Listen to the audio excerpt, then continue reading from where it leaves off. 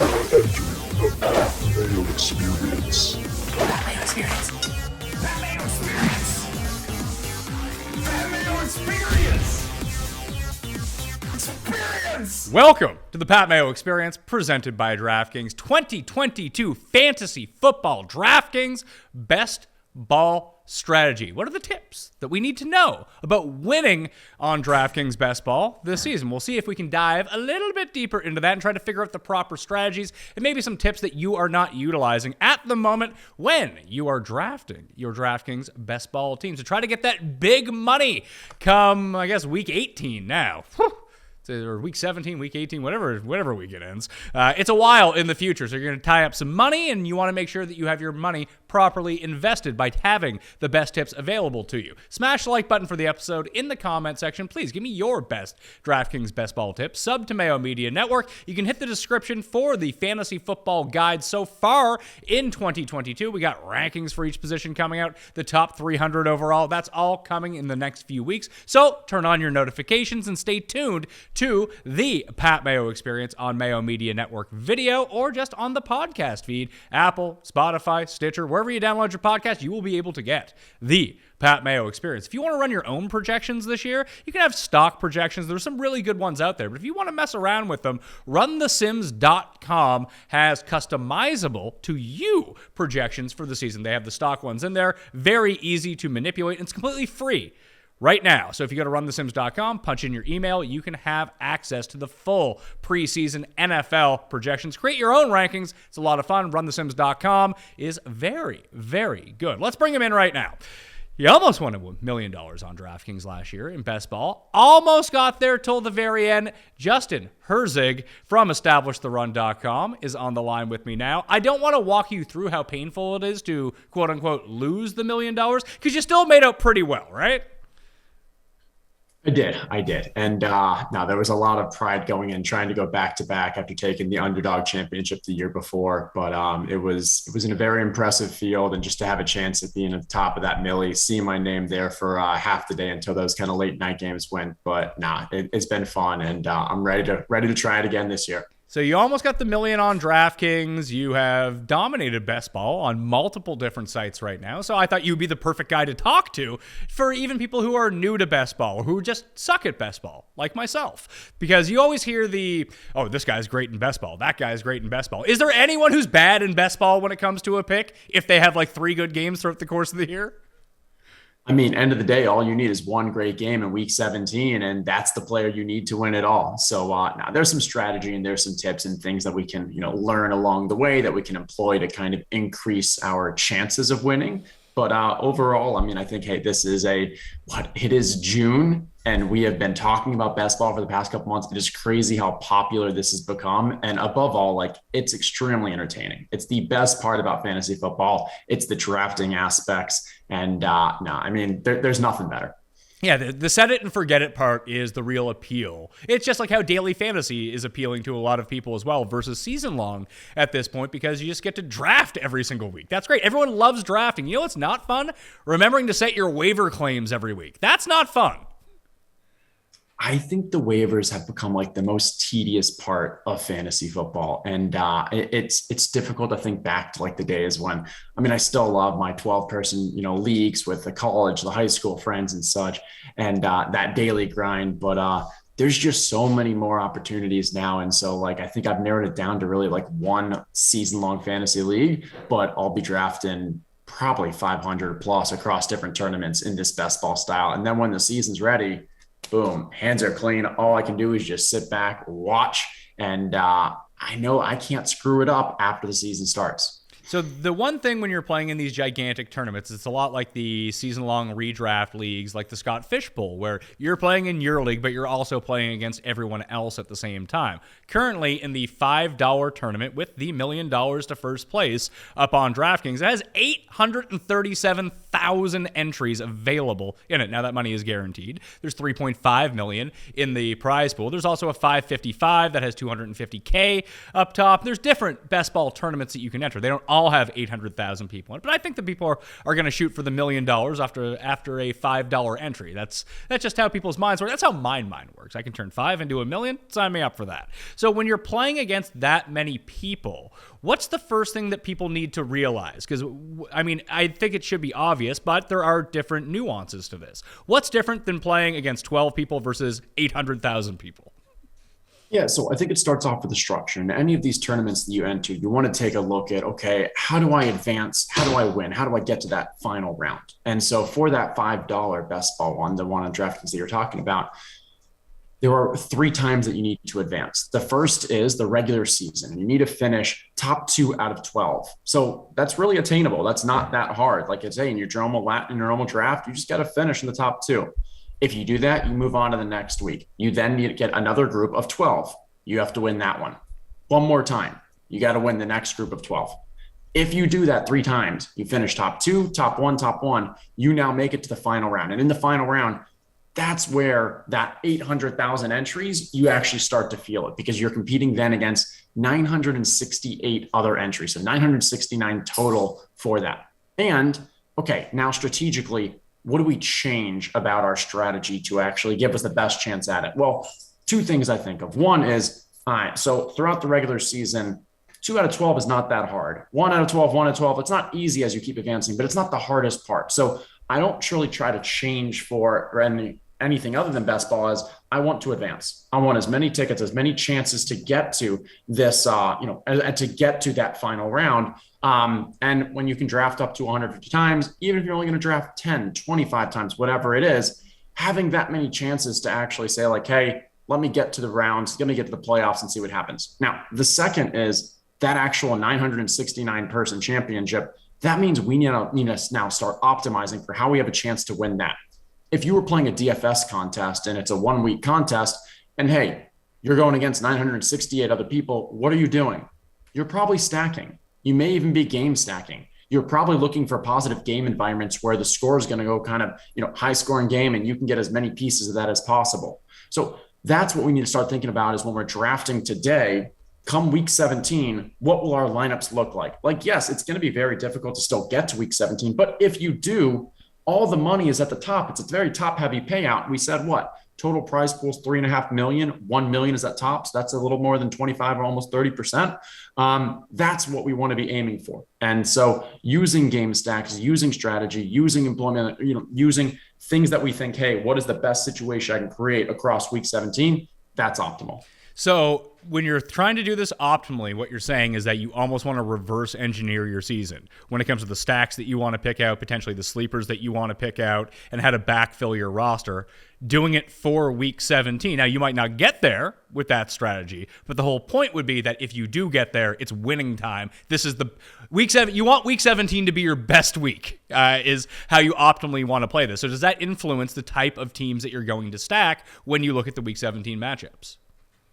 Yeah, I mean, I think in general, well, so 2 things. One is last year, Detroit and Seattle, Amon-Ra St. Brown and Rashad Penny, both those players went absolutely off in a game that if you would have looked at the beginning of the season, nobody would have wanted to touch that game. Like that looked really ugly.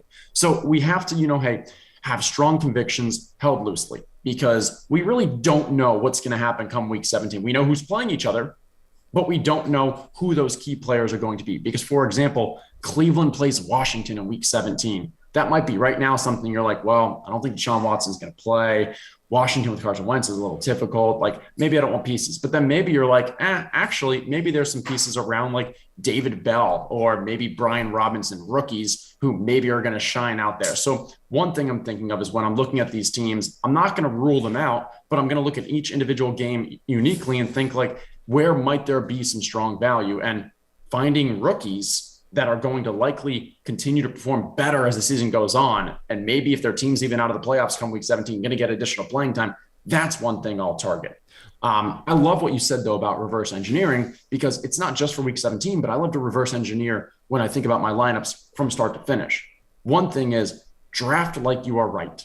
And what that means is when you are making bets on your early round draft picks, in order for you to build a great team, a team that's going to continue to advance, you probably need to hit pretty hard on those early picks. So if you go, let's say running back to start the draft, maybe you went Christian McCaffrey and then you got Leonard Fournette in the second.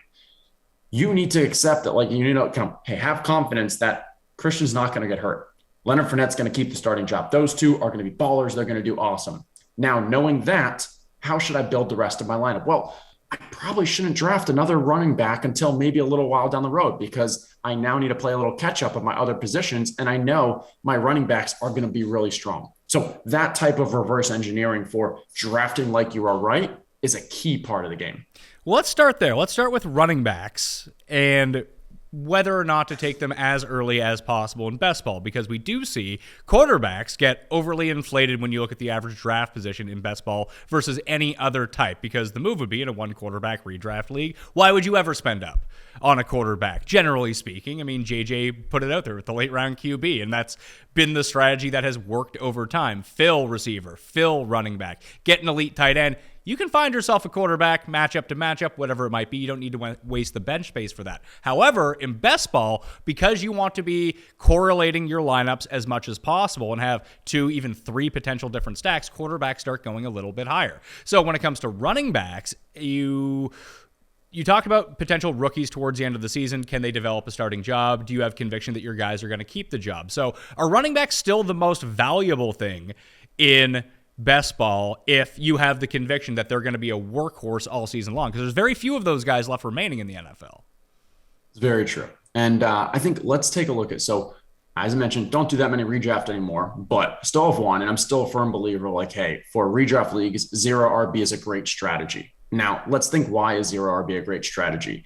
The reason why is because you can use those waivers throughout the season, and you can identify where there's going to be injuries, and you can bring that player on, and you can get spot starts for, and you can continue to kind of churn the waivers. That's not the case for best ball, because best ball, once you draft your team, that's what it is. So maybe you can employ some form of a zero RB, but you need to maybe then make sure that your team has synergy, so that you're not only drafting guys that are going to start peaking in week 6, 8, 10, 12. Maybe start with one running back early on that you know is going to be able to get you points at the beginning.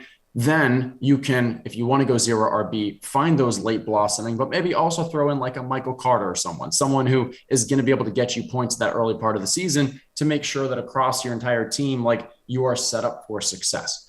And then I think to your second point around, okay, are they, the key? Are they the golden ticket that you need to win? Well, DraftKings is full PPR. And so if we look at the high upside of positions, wide receivers actually have that higher limit, the echelon of games that maybe you need. So I would say that, yeah, running backs and wide receivers still are kind of the most critical parts of these teams, especially on DraftKings where it's PPR. QB even becomes a little less important because the percent that they score compared to your larger team's output is lower than on places where they're going to have more of a half PPR style. So when I go into these drafts, yeah, I think, hey, if I can get some great running backs, great wide receivers, either grab an elite tight end or try to get value later on. And then for me and QBs, it's more of, I love that rushing upside, but I'm really looking for kind of 2 or 3 QBs that have an opportunity to break out.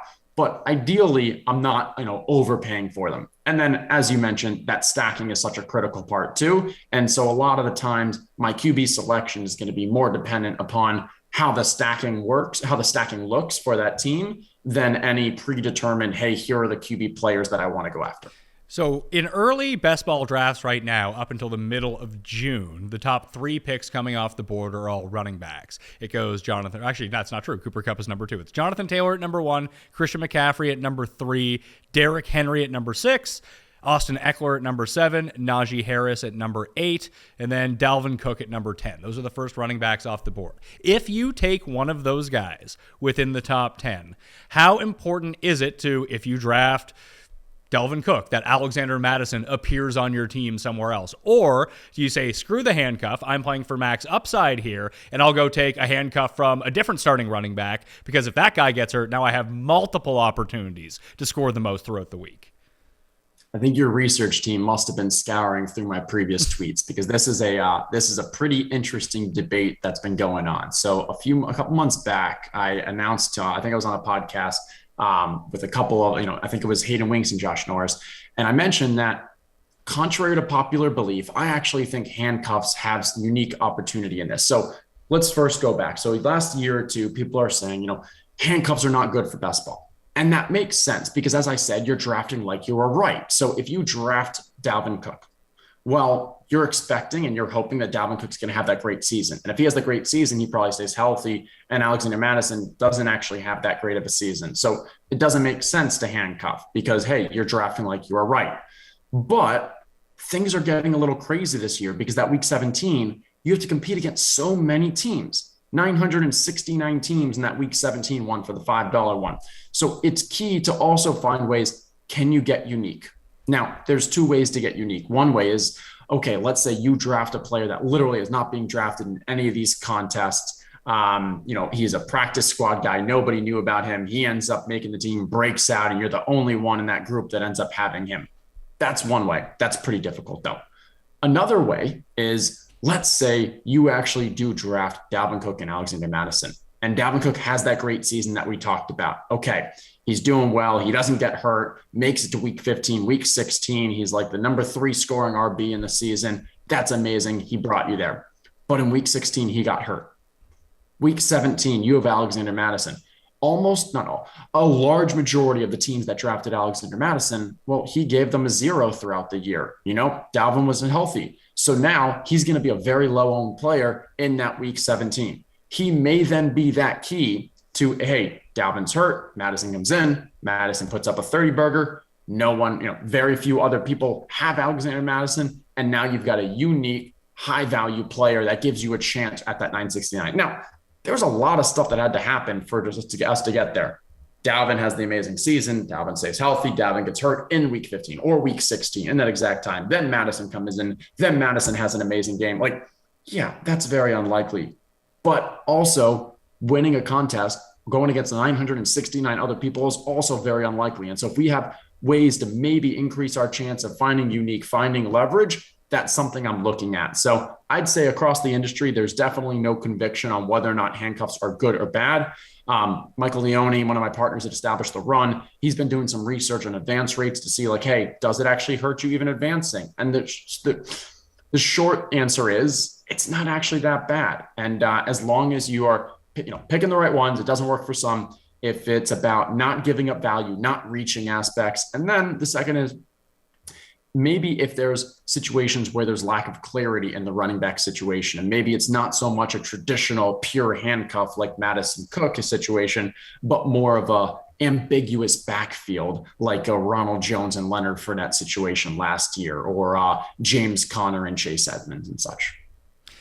It's really interesting to me because I think in season-long fantasy football, I've always been under the impression to handcuff someone else's stud running back if you're going to take a handcuff. It just feels like that works out much better because, like you said, you can pick up players off of the waiver wire, but the players that you really want to pick up off the waiver wire in terms of running backs are generally the main handcuff to the best guys. Why not just get ahead of the game and go do that? Sometimes bench space doesn't take that into consideration and you can't pull it off. But I really like this idea that if you have your own handcuff, is that the teams that would also have those who did the strategy that I just talked about would already be out of this best ball tournament. That's a great galaxy brain way of thinking about it. I hadn't really put too much stock into that. Now you've opened up my eyes a lot to this.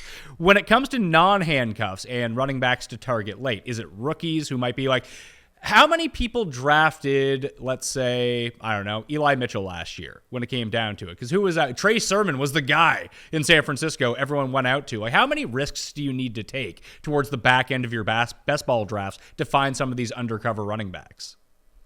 Yeah, last year, Elijah Mitchell. Last year, Cordero Patterson. Year before that, James Robinson. These were guys who were not being drafted often, but if you had them on your team, you got substantial production and you had uniqueness coming to the playoffs.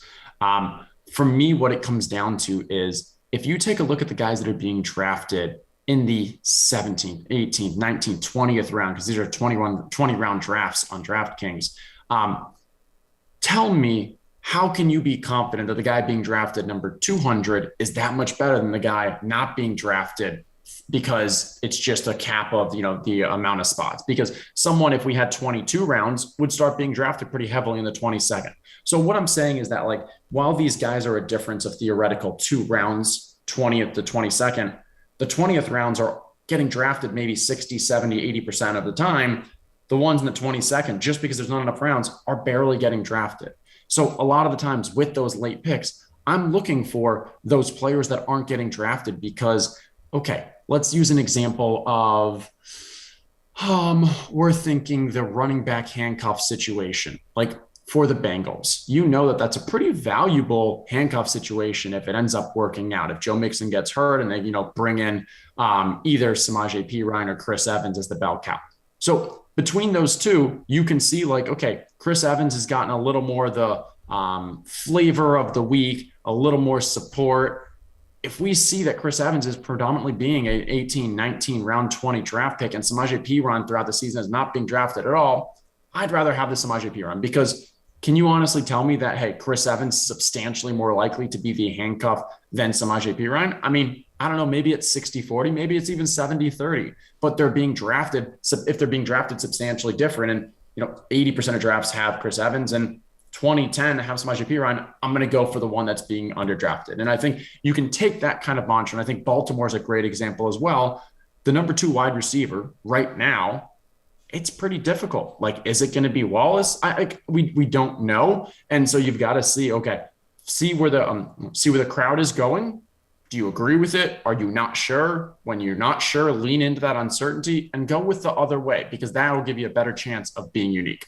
It's funny, we talk about this in daily fantasy every single week about the ownership projections and what does the ownership level need to be in terms of disparity between two players to make one the actual correct play. Whether it works out or not, obviously you're never going to know that until the results come out. But how do you position yourself to be in the right position to get to the very top of a leaderboard, if that makes sense? I like this idea of, he's probably a 35% favorite in order to win this job, but 5% of people are going to have him. Is there any sort of like quick hand metric that you can use to be like, if it's like, there's a 30% gap, but it's going to be like 5x in terms of ownership, 1v1 versus someone else, it immediately puts you on one side of it? Or do you try to diversify your portfolio? Yeah, I mean, right there, the basic math says that, hey, if they're being drafted at a rate that is lower than the likelihood that they outperform the counterpart, then you should be drafting them. And so said, more eloquently, or you're giving an example, as you said, is if they're only being drafted 5% of the time, but we think 20% of the time they're going to win that starting job, or they're going to, be the better pick versus the backups. Well, there's your leverage, the 5 versus the 20. So that's where you should be going. Now, it's easy if easy. There is data to support how often they're being drafted. So you can see that number. It's a lot harder to actually come up with, well, what is the actual chance Samaje Perine versus Chris Evans becomes the true backup? So that's where your intuition, that's where your subjectiveness comes in and you can make your bets. With regards to kind of diversification, I'm on the team of, hey, like if you have a large enough portfolio, you can find ways to diversify. I do like making bets. My diversification usually comes more in the form of across teams because of those game stacks, because of the stacks. And then also we're drafting in June. Some people started drafting in April, May. We're still going to be drafting July and August. Information comes out, information changes, ADPs change as well. So I expect that, hey, as I draft throughout the summer, I'm going to naturally get some diversification.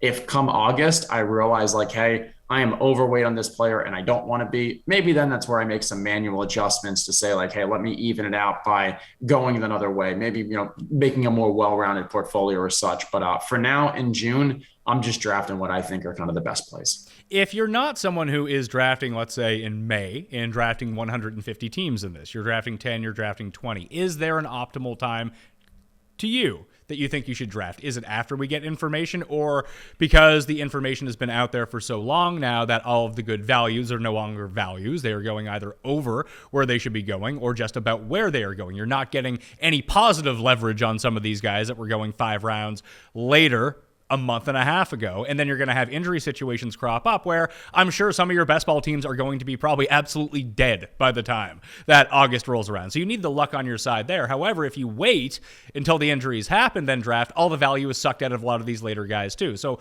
I do think that there is a benefit to drafting early. It's riskier, but the potential benefit and value that you can get in these situations and cobbling together the best overall team, you maximize it that way. But if you're only going to play 10 teams and you're not as hardcore in covering this 12 months around, would you say waiting till as late as possible might be the move if you at least want to ensure you have a chance with your teams? Yeah, I would say, what are your goals? Make that known. Like if your goal is really to grind best ball and you're trying to get that ROI and you're doing these drafts because like, hey, you want this to be purely a profit-seeking mechanism, then there's kind of hey, you should be taking probably a different look on this and you should probably be drafting throughout the summer and such like that. If you're doing it more casually, it's fun. It's a good way to stay in tune with what's going on with the news information. But while it's all fun, you also want to, maybe make some money, have a chance at that million. That's where you can be a bit strategic. And so the data suggests that the closer we get to the season, the higher the average scores of the teams that are drafted. Okay, that makes sense. As you mentioned, less injuries, more news, or drafting less, zeros and such. Now, the people in your league are also having higher. So like, it's not like your chance of getting out of your league changes, but maybe when you get to the playoffs, you have a lightly better team or something because you have the less duds and such. Compared to the early aspect. With the early, maybe you were able to get on if you're drafting Darrell Henderson right now, you're probably taking him in the 12th, 13th, 14th. If Cam Akers had another offseason injury, Darrell Henderson becomes like maybe a fourth rounder or something. That's where you have the opportunity, but drafting now, before these injuries happen, to get like a bit more of a super team.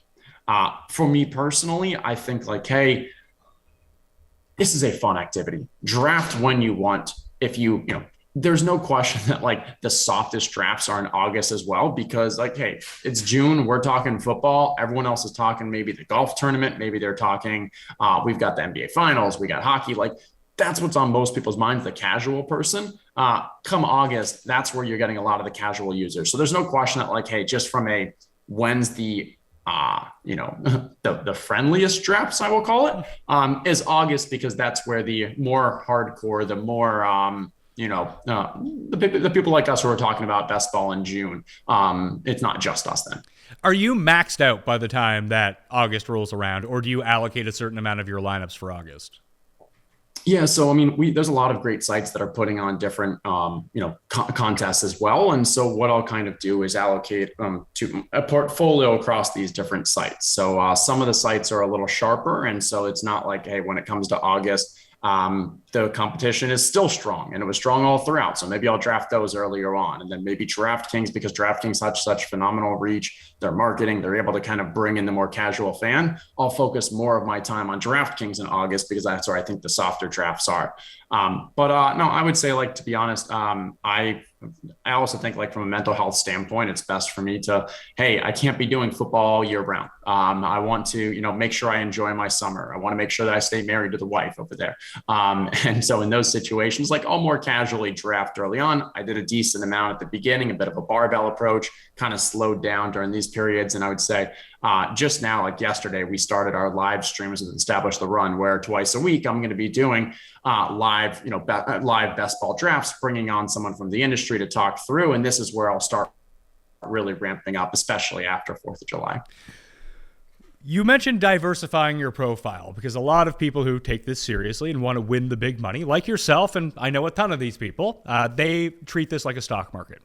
How many shares of this one player can I buy? Is there a hard and fast cap that you put on some of this stuff? Like, do you have 80% shares of one player on a certain site? Because site to site, that's going to differ. Like you mentioned, there are soft sites, there are sharp sites, and the ADP and even the scoring conditions are going to be a little bit different and tweaked between each of these. But on DraftKings in particular, that's what we're talking about.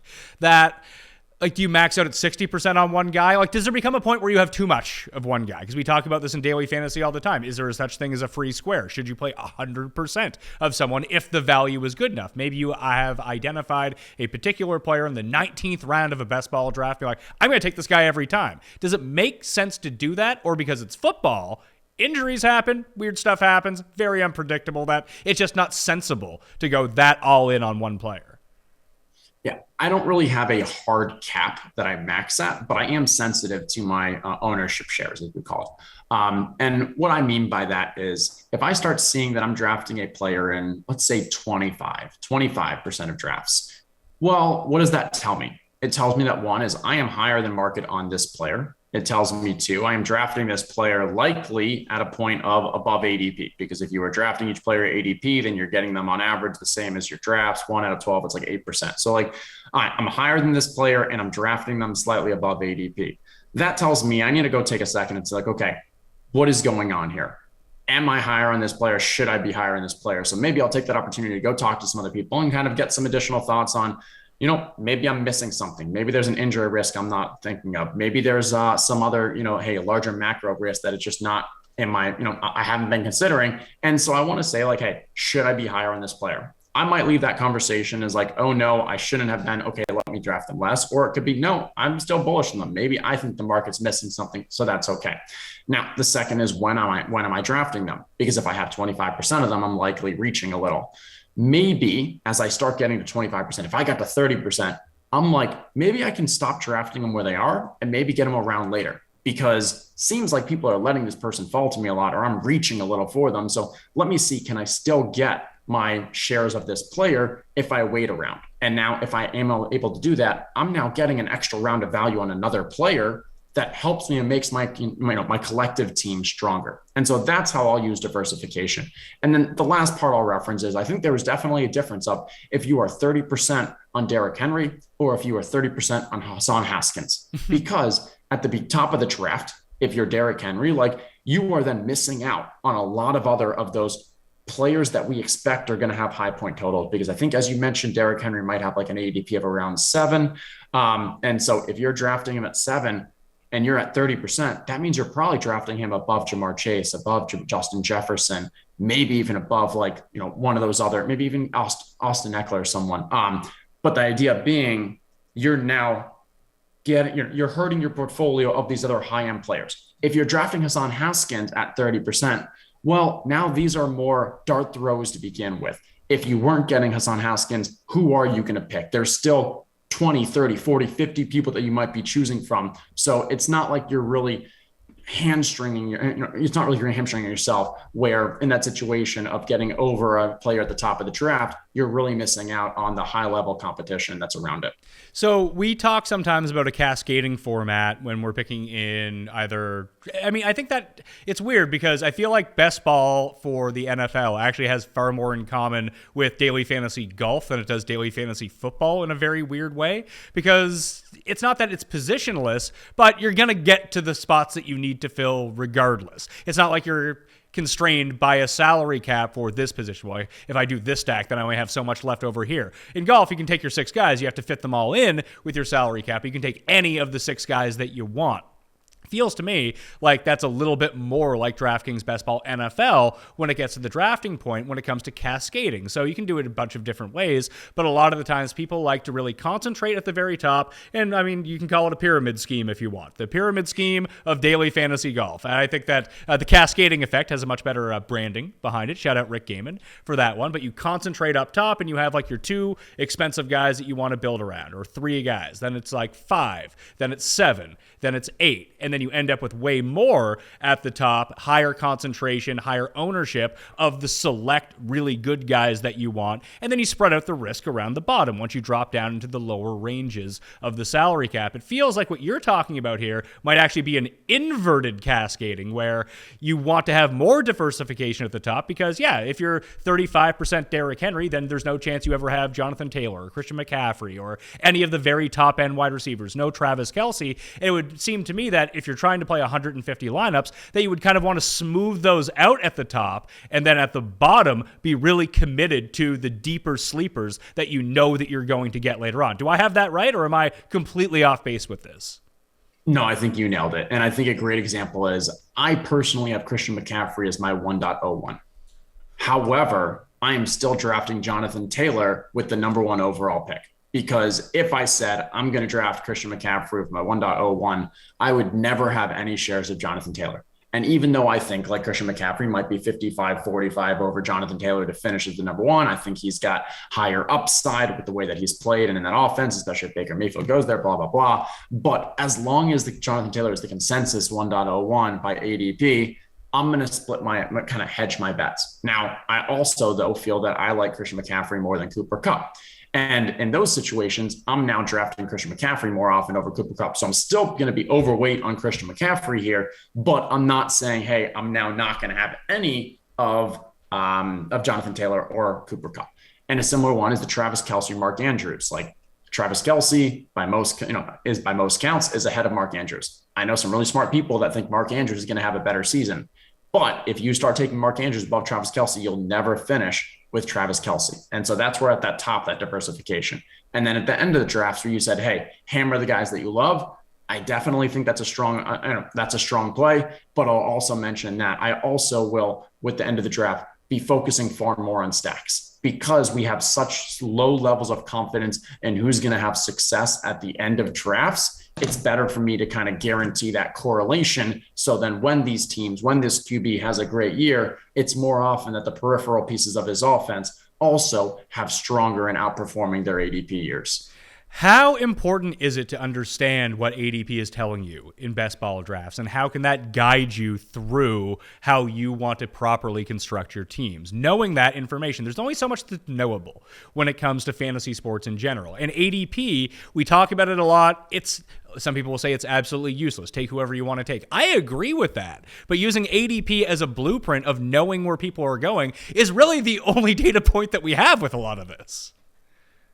Yeah, so there's two things about ADP that I've been thinking about this year. One is trending over the past few years, we have become more and more accurate collectively at projecting fantasy performance with ADP being that metric. And why is that? Well, there's more people that are making this their day job. There are smarter people that are doing forecasting and projections. There's more people that are paying attention to the projections and the rankings and all that. Okay, so we have this data point that's trending towards that ADP is becoming more reliable. Okay, so I don't want to veer too much from ADP as my takeaway there. Now, number two is what we're seeing this year, and I talked a little about it earlier, is so many people are starting to correlate on that week 17. Historically, people like to stack. So you'll correlate your wide receivers, your tight ends, sometimes your running backs with your QB. That makes sense. But now we're seeing twice as much correlation because people are starting to correlate the wide receivers with the opposing QB. If you look at my Twitter, I posted the other day a quiz for people to actually help them memorize who are the week 17 opponents. Because in drafts, people are starting to think like, okay, Cincy plays Buffalo. Okay, Arizona plays Atlanta. Tampa plays Carolina. Cleveland plays Washington. Like we can keep going on. And that's just, imprinted in your brain. And so many people are starting to draft with that double correlation of, okay, not only do I want to draft players on my own team, but I also want to get in that high scoring game, who's the run back, who's on the bring back on the other side. Well, what that's done for ADP is it slowly is pulling more and more people up the draft boards. Because if you started the draft with Josh Allen, okay, I'm not sure that right now the DK ADP, but let's say he's going around the mid-third, I think. Gabriel Davis might be going around kind of mid-fifth. Well, I think Gabriel Davis, I'm really bullish on him. I think he's got great potential this year. I think he should be going, though, around like the 5-6 turn.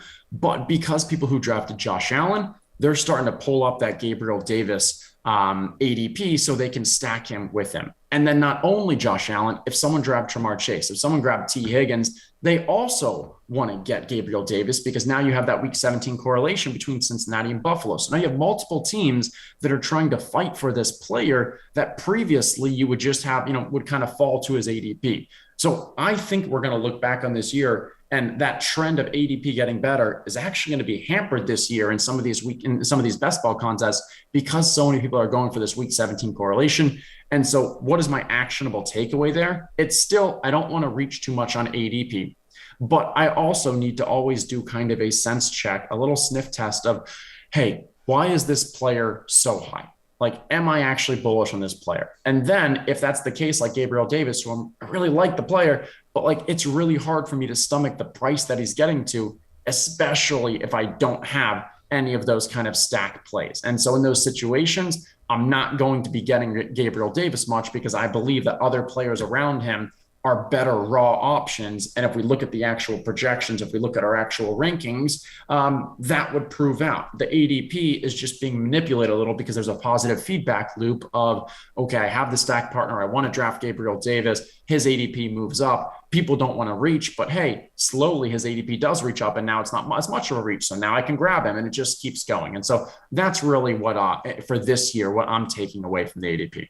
We went on so long with Justin. We're going to break this up into 2 parts. This was part 1. Coming up in part 2, how to stack the best stacks, the worst stacks, contrarian stacks, and standalone wide receivers and late wide receiver picks in DraftKings Best Ball Plus tight end strategy as well, and the do not do's on DraftKings this season. Reminder to smash the like button for the episode. Follow me on Twitter at the PME. I'll have a huge amount of DraftKings Best Ball giveaways upcoming. Follow Justin over at establishtherun.com and on Twitter at Justin Herzig. He's one of the best in the biz, one of the most successful DraftKings and all best ball players in the industry and in the world. Really, that will do it for me. Smash the like on the way out. I'll see you next time. Mayo experience! Experience!